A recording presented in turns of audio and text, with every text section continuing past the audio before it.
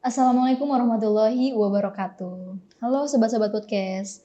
Selamat datang di Saitupi Podcast lagi. Podcast resmi dari HMPS Saitupi Universitas Mataram. Dan saya Julai sebagai host. Hari ini kita akan membahas topik yang sangat menarik dan relevan bagi banyak dari kita, terutama anak bahasa Inggris, yaitu strategi lolos TOEFL dan IELTS. Oke. Nah, apakah Anda sedang mempersiapkan ujian TOEFL atau IELTS?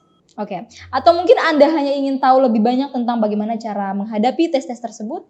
Jangan khawatir, kami punya tips dan informasi yang akan sangat membantu. Oke, sebelum itu kita akan berkenalan langsung nih dengan narasumber kita atau bintang tamu kita sekarang yang bernama lengkap I Gede Perdana Putra Narayana atau yang akrab disebut Kak Putra atau Kak Put ya, Kak Put aja. Siap. Dari program studi pendidikan bahasa Inggris Universitas Mataram yang telah sukses melewati ujian TOEFL and IELTS dengan hasil yang sangat memuaskan ya, memuaskan banget. Nah, Kak Put ini akan berbagi pengalaman dan strategi yang digunakan untuk mencapai hasil tersebut.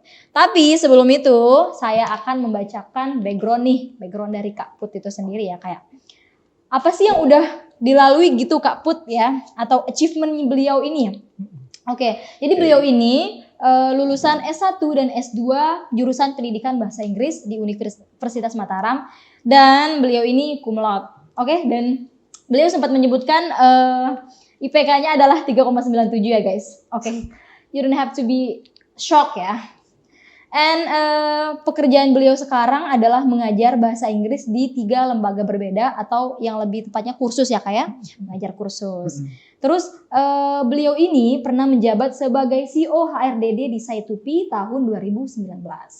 Dan pengalaman beliau juga pernah menjadi salah satu konferensi internasional Access 2022. Dan beliau ini sudah pernah menulis 7 book chapters yang dipublish di Google Scholar. Terus menulis 4 jurnal internasional dan certified in public speaking. Gimana? Udah sesak nggak tuh denger beliau? Dari IPK-nya aja itu udah kayak, aduh, beliau ini nggak, kayaknya bukan orang sembarangan ya guys. Oke, tanpa berlama-lama, kita akan masuk ke pembahasan yang akan kita bahas. Check it out. Oke Kak. Kak Put, sebelumnya saya mengucapkan terima kasih ya sudah bergabung dengan podcast Saitupi. Untuk memulai bisa ceritakan sedikit nih tentang perjalanan kakak dalam mempersiapkan TOEFL dan IELTS. Mungkin dimulai dari TOEFL dulu deh. Oke, wow. Perjalanan TOEFL ya? Iya. Dulu itu saya nggak tahu apa-apa soal TOEFL awalnya kan. Tapi ketika di S1 awalnya kita diwajibkan untuk dapat skor TOEFL tertentu, ya kan? Sampai akhirnya karena saya bingung, saya carilah kursus TOEFL online pada waktu itu, dan ketemulah komunitas pintar Inggris yang asalnya itu dari Pare. Dia buka kursus online pada waktu itu. Nah, saya daftarlah ke situ. Kita diajarkan bagaimana menjawab TOEFL itu dengan sangat intens. Intens dalam artian tidak ada satu hari pun kita melewatkan latihan itu. Jadi waktu itu kursusnya sebulan. Wow. Ya, sebulan ya. Nah, di situ kita belajar berbagai macam cara untuk bagaimana mencapai skor yang kita mau, gitu kan. Nah, di TOEFL kita tahu ada 3 struktur, ya, 3 komponennya. Yang pertama ada listening, yang kedua itu ada structure and written expression, sama yang ketiga itu ada reading. Ya, nah di reading. Jadi di kursus itu kita diajarkan untuk bagaimana mencapai target yang kita mau, gitu kan. Hanya saja begini, pada waktu itu karena saya belum tahu, akhirnya saya pakai metode menghafal. Nah, menghafal. Awalnya skor pertama saya itu 567 guys. Awal guys. Ya. Awal ya. 567. Awal saja, itu udah. Ya. Pada waktu itu kan, nah saya merasa, wah ini bagus banget nih, gitu, bagus banget nih. Nah, itu tes yang pertama. Masuk tes yang kedua, saya coba lagi, ternyata turun. Dari 567 saya turun ke 500 23 kalau nggak salah. Nah, karena turun itu, jadi saya bingung. Kenapa nih kok bisa Iya. turun gitu kan? Tapi ternyata begitu saya periksa lagi kembali, ternyata kondisi pada saat kita mengerjakan tes itu penting sekali gitu. Nah, Kondisi kesehatan kita ya, Kak. kondisi kesehatan, kondisi mental kita. Karena kalau kita dalam kondisi tertekan, Iya. agak susah untuk mengerjakan Benar-benar. tes itu. Nah, itu perjalanan saya di TOEFL. Sampai sekarang masih kalau mau tes, misalnya saya ambil tes prediksi itu masih stabil di 530-an. Iya. Gitu. Stabil di situ TOEFL-nya gitu. Itu perjalanan TOEFL saya. Oke, jadi awal aja Kak Put itu udah dapat 567 ya, kayak kalau di anak bahasa Inggris kan minimalnya 500 ya, kayak biar kita tuh bisa wisuda kayak gitu.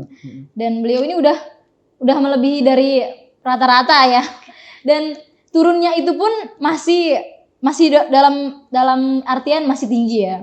Dan tadi seperti Kak Put bilang, kalau kita tes TOEFL itu ada baiknya memperhatikan kesehatan, memperhatikan mental, karena penting banget ya Kak buat kayak bisa bisa menstabilkan diri kita ya dalam mengerjakan TOEFL itu sendiri.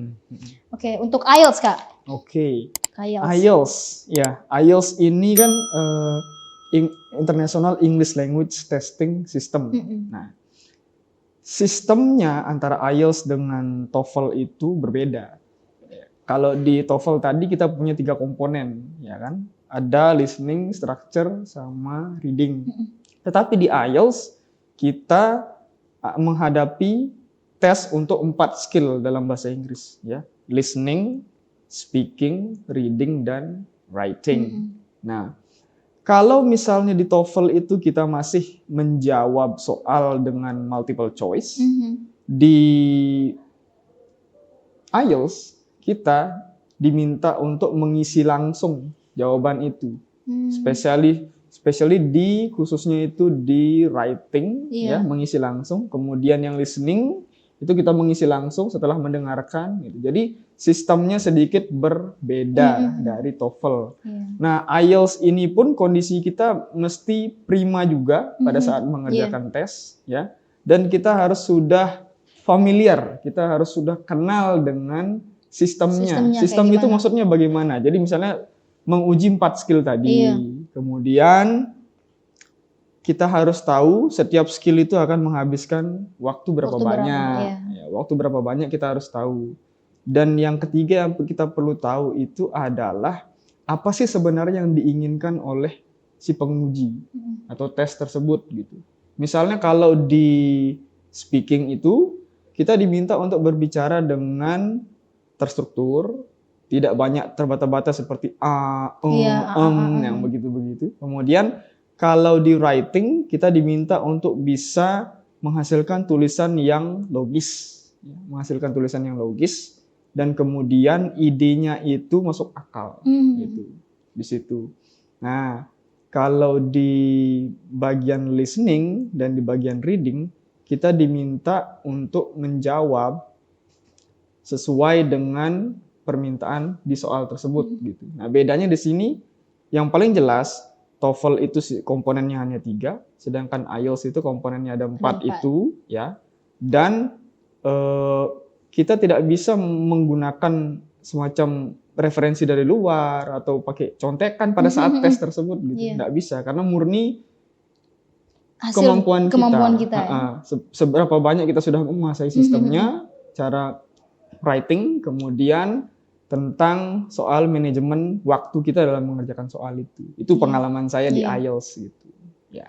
Oke, waduh luar biasa ya untuk pengalaman beliau ini. Kayak beliau sudah prepare banget ya. Kayak berarti ketika mau tes itu kita harus udah familiar banget sama sistem-sistem yang kayak kita mau tes, kayak misalnya TOEFL sama IELTS itu sendiri. Jadi bukan ucuk-ucuk kita langsung tes gitu ya Kak, nggak bisa ya kayak nggak bisa, karena kita harus familiar dan tahu gitu gimana sistemnya. Pertanyaan selanjutnya nih Kak, untuk pemula nih sangat penting untuk memahami format ujian terlebih dahulu. Sam, bagaimana nih kayak sumber belajarnya Kakak gitu loh? Sumber gitu. Belajar ya. Ya.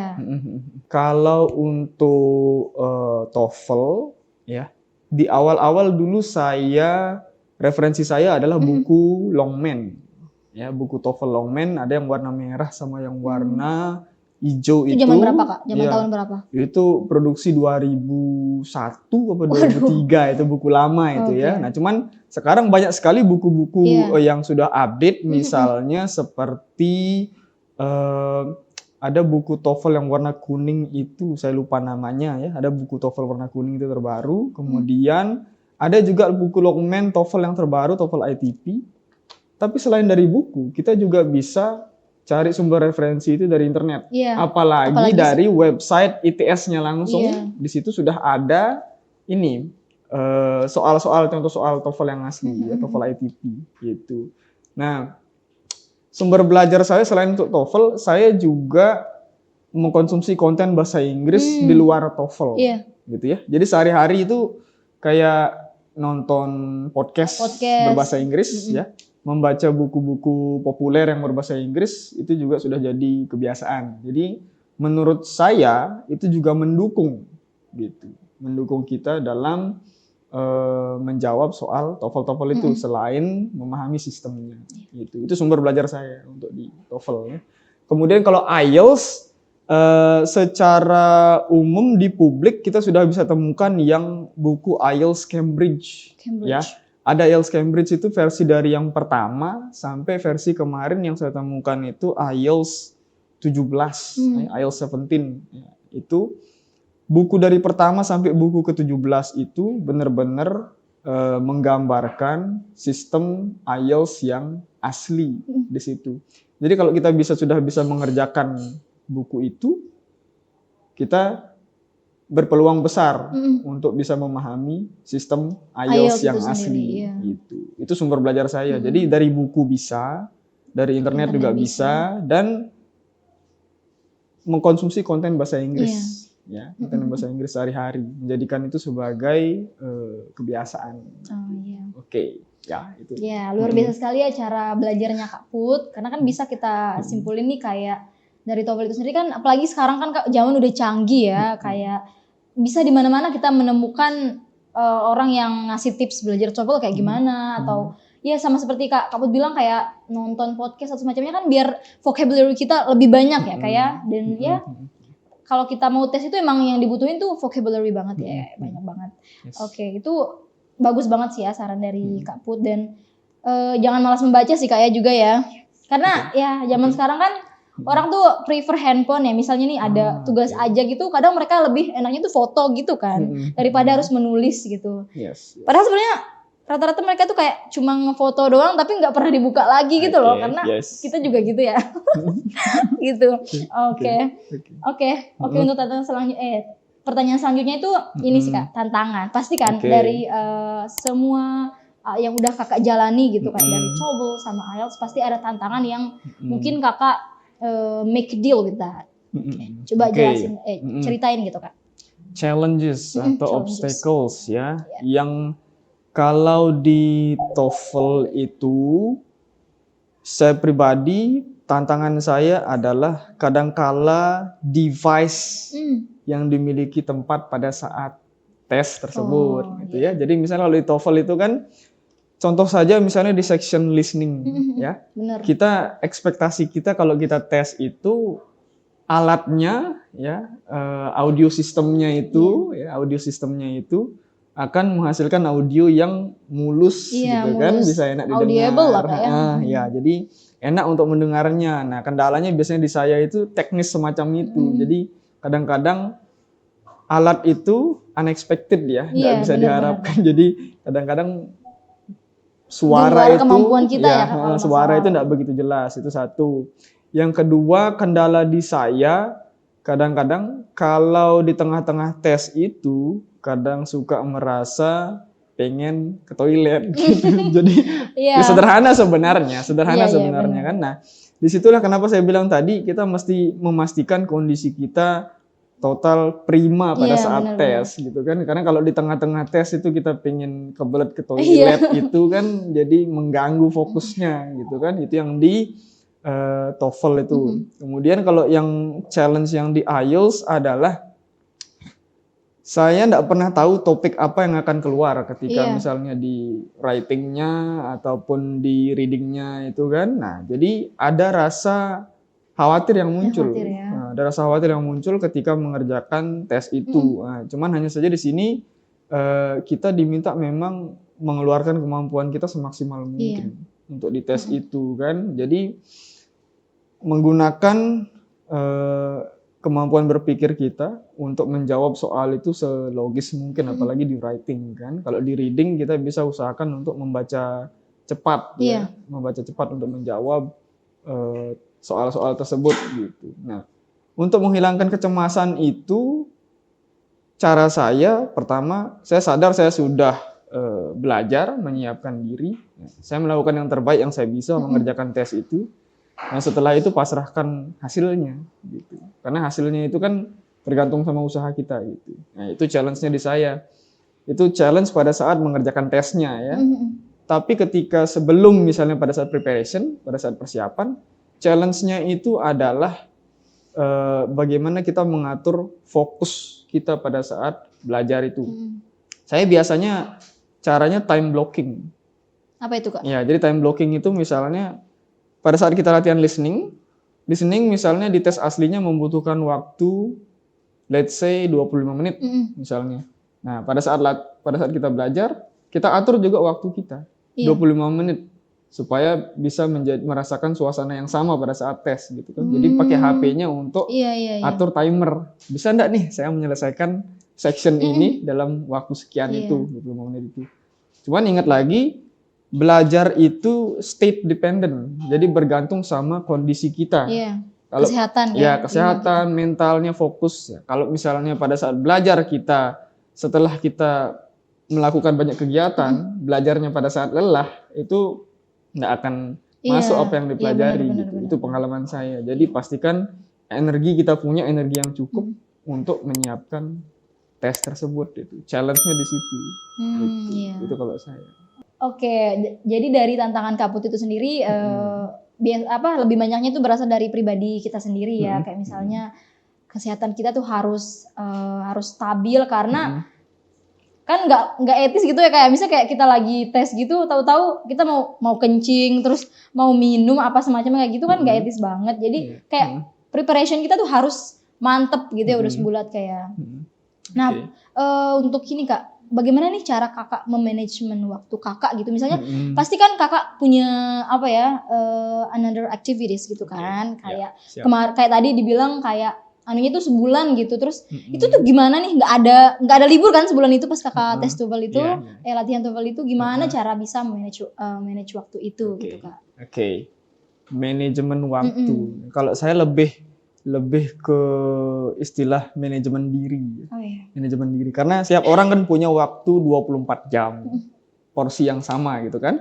Nah, bagaimana kita menggunakan manajemen diri kita, mengatur diri kita untuk menggunakan waktu itu gitu kan ya. Yang pertama yang pasti saya ngatur waktu itu dari hal-hal yang saya anggap penting dulu. Ya, jadi prioritas itu dulu. Jadi dibuat dulu hal yang prioritas. Habis itu apa hal yang kurang prioritas gitu kan. Nah, berkaitan dengan tes TOEFL dan IELTS ini, saya pribadi untuk belajar itu saya memang menyediakan waktu khusus untuk belajar. Jadi ketika belajar itu hal-hal yang lain itu tidak boleh mengganggu sama sekali gitu. Bahkan kadang-kadang ruangan itu saya tutup, saya kunci saya kunci gitu. Itu dia.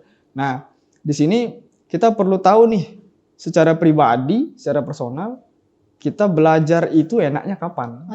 Gitu kan? Enaknya kapan?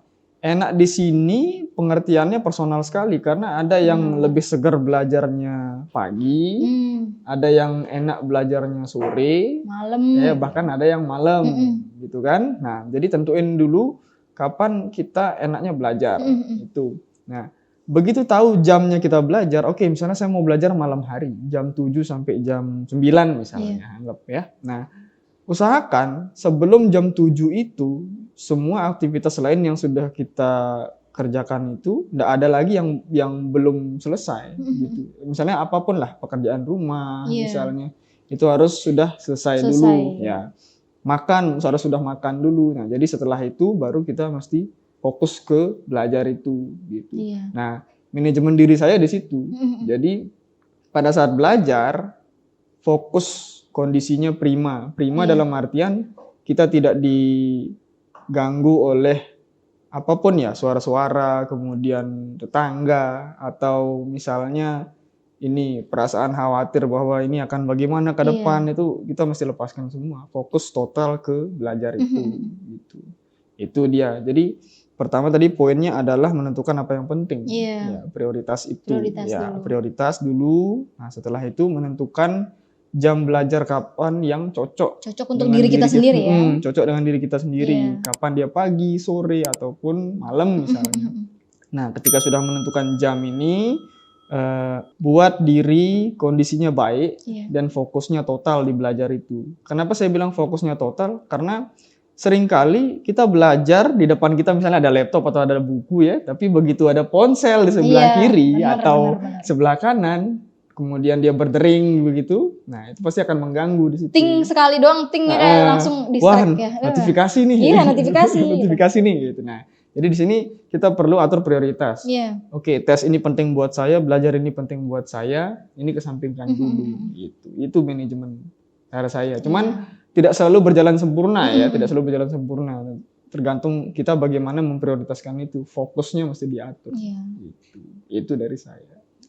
Jadi teman-teman udah dapat poinnya kan dari apa yang udah disampaikan Kak Put gitu.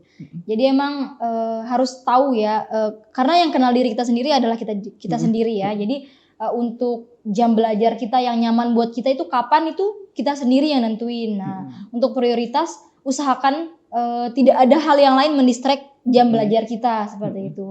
Kadang emang handphone itu masalah terbesar ya Kak ya. Karena saya sendiri pun seperti itu, kayak dalam misalnya lagi di depan laptop belajar, terus HP ada bunyi ting sekali tuh langsung distract kayak apa ini apa gitu ya kayak ya ampun. Berarti kayak ya itu dah kesadaran pada diri kita sendiri ya kayak gimana kita bisa mencari atau pokoknya mencari waktu yang tepat untuk diri kita dan memfokuskan yang mana yang harus difokuskan gitu ya kayak. Oke, sebelum itu Kak spill dulu dong TOEFL nilai skor tertinggi TOEFL sama IELTS-nya. Wow. Mungkin teman-teman ini mau tahu gitu. Kalau ya TOEFL itu seperti yang saya bilang tadi kan skornya kan naik turun ya. Naik turun. Yang naik turun. Tertinggi deh Kak. Kalau skor tertinggi itu 613. 613. Ya, 613. Nah, kemudian kalau di IELTS saya masih 6,0 masih 6,0 Nah di TOEFL ini memang dia benar-benar naik turun ya. Naik karena turun, tadi ya kayak kesehatan. Sistem kesehatan kondisi kita juga gitu fokusnya. Itu yang sangat berpengaruh di situ. Gitu. Itu dia skor saya.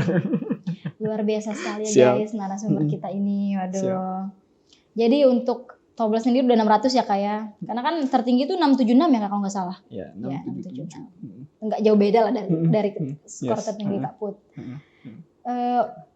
Jadi kesimpulannya untuk IELTS sama TOEFL itu berbeda ya guys. Jadi mungkin banyak dari kita yang kayak salah paham gitu kayak mungkin IELTS ini kayak di komputer gitu kayak apa gimana. Tapi sebenarnya itu kayak berbeda banget ya. Kayak ngomong langsung ditanyain, kayak nulis langsung. Pokoknya nggak ada yang bisa nolong deh selain diri kita sendiri ya Kak ya. Nah kalau TOEFL itu kan kita pakai masih multiple choice kan, kita masih kayak bisa cap cip cup gitu. Kalau misalnya udah nggak nemu jawaban gitu, tinggal kancing baju gitu ya Kak. Oke, nah pertanyaan terakhir nih sebelum kita tutup. Jadi Kak, apa sih gitu fungsinya gitu ketika kita udah mendapatkan skor yang kita inginkan gitu misalnya di TOEFL sama IELTS, kayak manfaatnya gitulah Kak. Mungkin bisa dijelasin sedikit ya. Iya. Jadi untuk TOEFL sama IELTS ini kan mencerminkan kemampuan kita dalam berbahasa Inggris gitu kan, dan bahasa Inggris ini kan kemampuan untuk berkomunikasi di skala internasional. Ya. Jadi kalau kita sudah punya skor yang cukup di kedua tes ini, kita bisa membuka dua peluang. Pertama, untuk studi ke luar negeri, studi luar negeri, skala internasional, atau kerja ke luar negeri. Nah, Jadi kalau misalnya kita cari aja di Google itu ada yang ini ya, freelance.com, indeed.com Iya. gitu ya. Banyak sekali website-website yang lain yang menampilkan karir-karir atau pekerjaan yang dimiliki oleh mereka-mereka yang menguasai TOEFL atau menguasai IELTS. Maksudnya kalau kita punya skor itu, kita bisa punya peluang untuk memiliki pekerjaan yang bagus itu gitu. Itu dia untuk TOEFL dan IELTS. Terus misalnya mungkin pernah dengar yang WHV, Working Holiday Visa, itu dari Australia ya. Dengan memenuhi IELTS yang paling tidak itu 4,5 ya, paling tidak 4,5, maksimal itu 6,0 ya, dan memenuhi syarat yang lain, kita bisa apply untuk kerja ke Australia. Australia kan kursnya, uangnya itu kan lumayan ya kalau dibandingkan dengan rupiah gitu kan ya. Jadi peluangnya besar sekali gitu.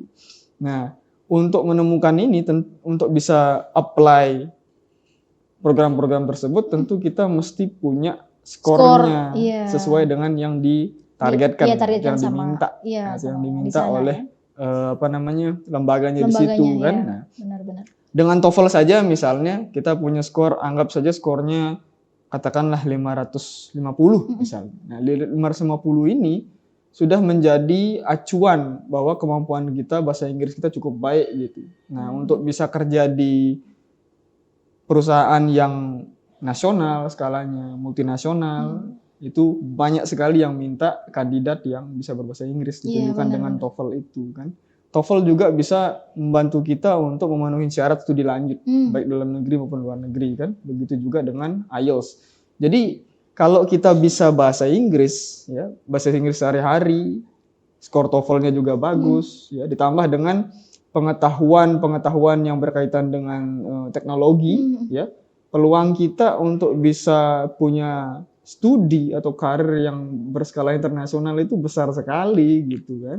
Nah, tinggal sekarang bagaimana kita perlu punya growth mindset. Jadi pola pikir yang bertumbuh bahwa keterampilan atau kemampuan kita itu bisa dikembangkan kalau kita mau melakukan usahanya itu. Jadi untuk dapat skor TOEFL tertentu, belajarlah, berusahalah gitu ya. Iya. Mau dapat skor IELTS tertentu, itu kuasai sistemnya, belajar. Nah, penuhi syarat-syarat yang lain sehingga kita bisa dapat pekerjaan impian, kemudian pergi ke negara impian, ya. Apalagi yang sudah mimpi punya pengalaman untuk kuliah di luar negeri, benar. TOEFL dan IELTS ini benar-benar berguna sekali, gitu, berguna sekali, gitu. Membuka berbagai macam peluang, gitu. Kalau disadari ya, kalau mau melakukan itu, gitu. Harus punya growth mindset itu dan punya skor TOEFL dan IELTS yang cukup. Itu dari saya. Ini semua bisa. Semua bisa. Ya, semua berpeluang. Siapapun selama dia mau berusaha, dia bisa. Gitu. Nggak ada yang nggak mungkin.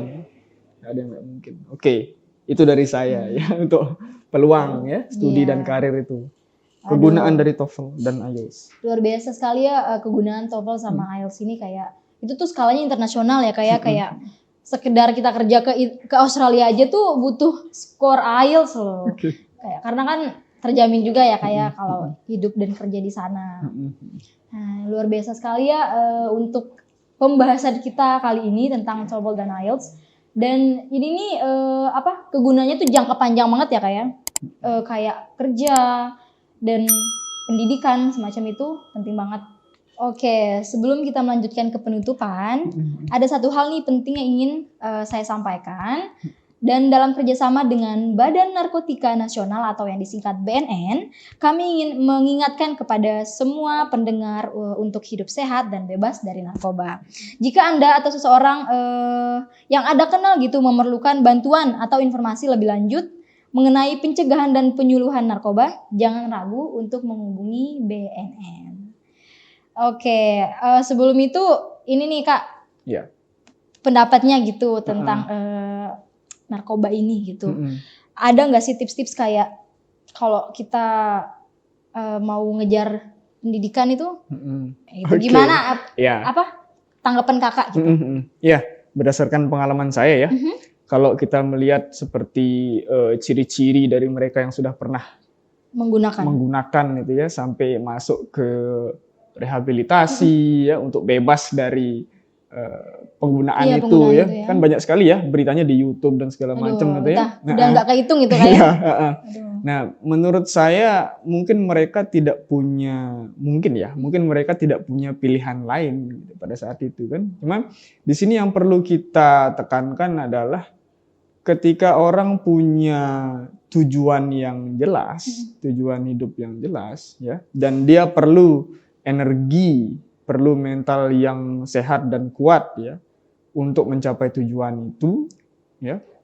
Mereka tidak akan menyentuh narkoba. Benar. Itu menurut pertimbangan saya karena ketika kita dihadapkan dengan itu dan kita sudah tahu konsekuensinya bahwa akan menghasilkan candu, benar. Menghasilkan candu, kemudian berpotensi untuk merusak otak ya, sehingga berpikir, bersosial itu nggak bisa, nggak nyambung, nggak berfungsi di situ. Nah, kalau sudah tahu akan konsekuensi yang semacam itu, akan sangat baik kita hindari, begitu. Ya, cara-caranya mungkin sederhananya kalau saya pertama menjaga pergaulan itu penting banget sih pergaulan ya. menjaga pergaulan. Nah, karena dengan siapa kita menghabiskan waktu sehari-hari itu menunjukkan siapa kita sebenarnya kan. Itu satu yang pertama. Yang kedua adalah benar-benar berhati-hati kalau misalnya kita diberikan sesuatu oleh orang asing kan. Kita harus pertanyakan ini apa nih? Gitu kan? Ini apa nih?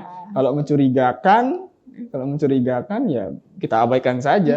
Keluar dari interaksi itu gitu kan, keluar dari interaksi itu. Dan yang pasti kita juga perlu aware, sadar bahwa penyebaran narkoba itu ada. Tapi kita perlu pengetahuannya. Kalau kita punya pengetahuan itu, kita bisa memutuskan dengan sadar untuk menghindari itu dan fokus ke apa yang lebih prioritas seperti yang tadi kita bicarakan gitu kan. Jadi kalau misalnya biasanya orang yang akan make itu dia pertama dia tidak punya tujuan. Benar. Dia tidak punya tujuan gitu kan. Nah, mungkin ya perlu untuk punya alternatif cara bagaimana kita menyelesaikan masalah kita sendiri. Jadi kalau misalnya stres itu mungkin bisa ke psikolog, cerita dan segala macam ya. Ibadah juga masuk ya. Benar. Bukan malah beralih ke bahan-bahan yang seolah-olah menyelesaikan masalah. Padahal worse gitu. Padahal enggak gitu kan, bisa jadi lebih buruk. Bahkan kita mesti bisa mencari hiburan atau sesuatu yang baik buat kita yang tidak perlu uang bahkan gitu kan, tidak perlu uang, tidak perlu menggunakan bahan apapun yang kita enggak kenal gitu. Itu penting sekali itu menurut saya. Jadi pertama itu punya tujuan yang bagus, menjaga pergaulan yang kedua. Yang ketiga punya pengetahuannya tentang bahan-bahan adiktif itu. Dan yang keempat punya hiburan yang tidak perlu tidak perlu bahan-bahan itu, tidak perlu menghabiskan uang untuk itu. Bahkan diberikan secara gratis pun itu harus menolak keras gitu kan. Ini bahan apa ini, asing gitu buat saya. Itu menurut saya. Jadi benar-benar perlu disadari hal-hal semacam itu. Oke, that's it. Itu aja ya kayak. Jadi penting banget ya untuk mencegah gitu kayak daripada kita mengobati kan. Karena kalau udah kena itu kayak buat keluarnya itu susah ya kayak karena udah candu banget itu makin berat. Jadi lebih baik tidak sama sekali mendekati barang-barang tersebut ketika kita memiliki tujuan, terutama kayak tujuan pekerjaan, tujuan pendidikan, mending jauh-jauh deh sama yang kayak beginian ya kayak. Nah, terima kasih juga saya ucapkan kepada Kak Put ya, terima kasih banget atas waktu dan wawasan yang telah diberikan. Kami berharap informasi yang udah disampaikan oleh narasumber kita kali ini itu bermanfaat gitu buat teman-teman semua. Oke, so jangan lupa untuk mengikuti Saitopi Podcast di media sosial kami untuk update terbaru dan episode-episode menarik lainnya. Anda juga bisa mendengarkan podcast kami di YouTube, Spotify, dan Noise. Jika Anda menyukai episode ini, beri kami rating dan ulasan agar lebih banyak orang yang dapat menemukan konten-konten kami. Nah, jadi konten-konten Saitupi Podcast itu educationable, terus informationable juga. Jadi kalian nggak akan rugi kalau nonton podcast Saitupi. Oke, itu aja sih podcast kali ini. Mohon maaf apabila ada kesalahan kata atau pengucapan. Yes. Oke, itu sekian dari kami. Wassalamualaikum warahmatullahi wabarakatuh.